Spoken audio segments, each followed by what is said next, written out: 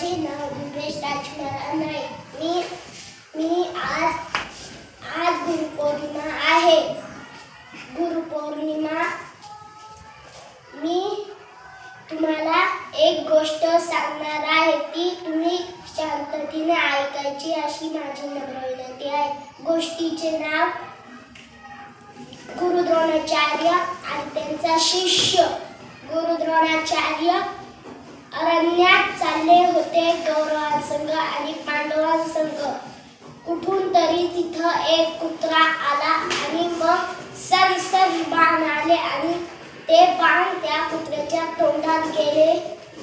मग गुरु द्रोणाचार्यांना खूप वाईट वाटलं आणि ते बाण काढायला सुरुवात केली आणि मग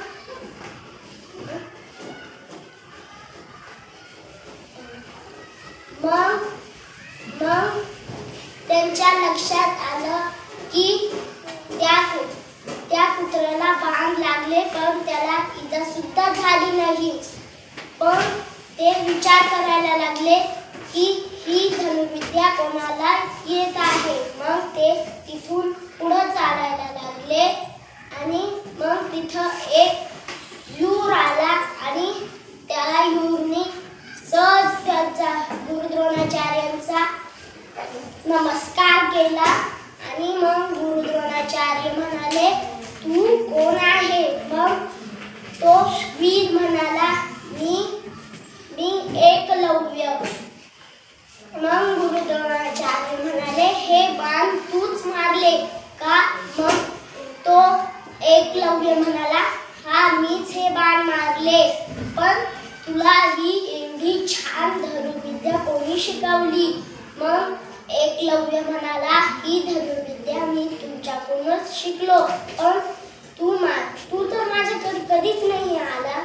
मी माझ्या वडिलांना हट्ट केला होता की मला धनुर्विद्या शिकायची आहे। मग मी माझ्या बाबांसंग तुमच्याकडे आलो होतो, पण तुमच्याकडे वेळच नव्हता, त्याच्यामुळे तुम्ही आम्हाला परत पाठवलं।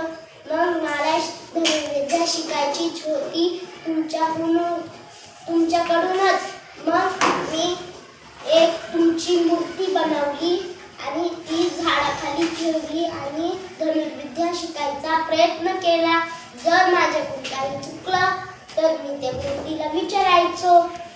मग मला धनुर्विद्या जमू लागली। मग गुरु द्रोणाचार्य म्हणाले, तू असं काहीतरी कर। मग एकलव्याने त्यांचा बाण काढून धनुष्यामध्ये अटकला आणि वरती फेकला। तो बाण एक एक करून झाडावरले फुलं घ्यायला लागला आणि तो बाण गुरु द्रोणाचार्याच्या पायाखाली पडला। गोष्टीचे तात्पर्य, आपल्याला शिकायचं असेल तर आपण कोणत्याही वेळी शिकू शकतो।